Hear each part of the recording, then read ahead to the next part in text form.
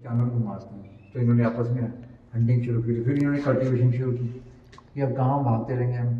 तो इन्होंने फिर इन्होंने ये किया, फिर फायर आ गई और कम्युनिटी लिविंग आ गई, टूल्स में आई इन्होंने। तो ये अप्रॉक्सीमेटली 30,000 ईयर्स के आसपास या उससे भी कम में ये सारी कहानी बन गई। अब ये एनवायरनमेंट, अब ये मैन एंड एनवायरनमेंट। तो मैन और एनवायरनमेंट में सबसे इम्पोर्टेंट चीज़ क्या आती है हमारी, कि सिविलाइजेशंस कब बनी हुई है। तो ये सारे ये देख रहे हो, ये सब स्टोन टूल्स हैं। स्टोन टूल्स तो पढ़े होंगे आपने थोड़ा बहुत हिस्ट्री वगैरह में, कि सबसे पहले जब औजार बनाए थे तो स्टोन्स को, ये सब स्टोन टूल्स हैं। ये सब यहाँ से हमारे को मिले हैं हिमाचल से। ये हमारे प्रोफेसर ने थे, उन्होंने बलदेव सर, उन्होंने डोनेट किया, उन्होंने अपनी सारी कलेक्शन।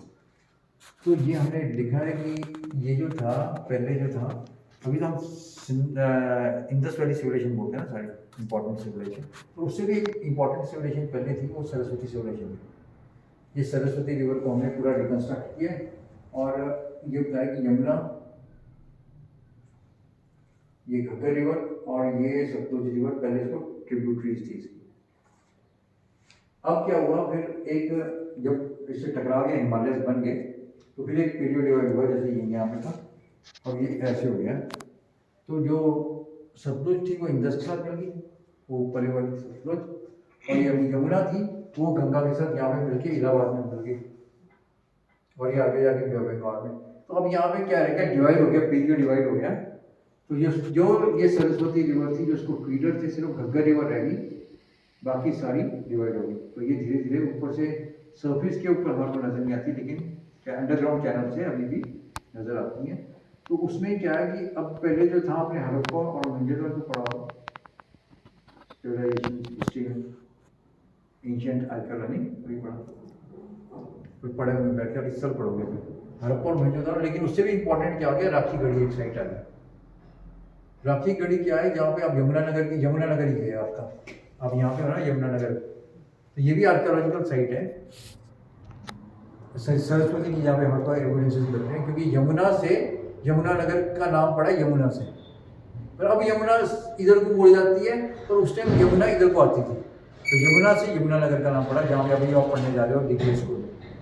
तो उधर जब आपको टाइम मिलेगा तो ये आर्कियोलॉजिकल वहाँ पे पढ़ना, और इसके जो सरस्वती के एविडेंसेस है देखना, और फिर राखी गढ़ी जाना, उसके पास ही है राखी गढ़ी, है ना, 2-3 घंटे का रास्ता होगा। और फिर वहाँ पे देखोगे तो आजकल आर्कियोलॉजिकल साइट्स बहुत ज़्यादा चल रही हैं। अगर आप राखी गढ़ी को गूगल में भी सर्च करोगे तो ये आपको लविंग बर्ड्स, लविंग स्केलेटन्स ऐसे से, और बहुत अच्छी अच्छी और भी रिसर्च इन्होंने करी है अभी, तो मिल रहे हैं उसके एविडेंसेस, और ये प्रीडेट करते हैं हड़प्पा और मोहनजोदड़ो को। जो इंडस वैली सिविलाइजेशन है उससे पहले की सिविलाइजेशन इसको मानते हैं। अब ये जो है ये बनावल है, तो फिर क्या हुआ, अब ये सूख के तो इन्होंने कुएं खोदने शुरू कर दिए लोगों ने, कुएं खोदे फिर पानी के लिए। जब ये और ज़्यादा कूद गए तो फिर इन्होंने और ज़्यादा इसकी टनलिंग कर दी, जैसे आजकल ड्रिलिंग मशीन है, वैसे ये यूनेस्को वर्ल्ड हेरिटेज साइट है ये रानी का पाव लोथल है। फिर ये सिविलाइजेशन बन गई हमारी, द्वारका जिसको बोलते हैं, अभी गए थे ना हमारे प्राइम मिनिस्टर भी गए थे वहाँ पे, तो ये द्वारका कृष्ण की नगरी थी, फिर ये इसके अलाउंड बनी, पर वो फ्लड आया सरस्वती का, सी लेवल राइज हुआ और ये समर्ज हो गई। तो ये एक हिस्ट्री के साथ जोड़ने की बातें हैं सारी, ये स्टोन टूल्स आ गए हमारे। तो अब अप्रॉक्सीमेटली ये इंपॉर्टेंट थी हमारे लिए, इसको हमने वैदिक सिविलाइजेशन बोला, क्योंकि ये सरस्वती जो है वेद से प्रभावित होती है। थोड़ा सांस लेते हैं, थक तो नहीं।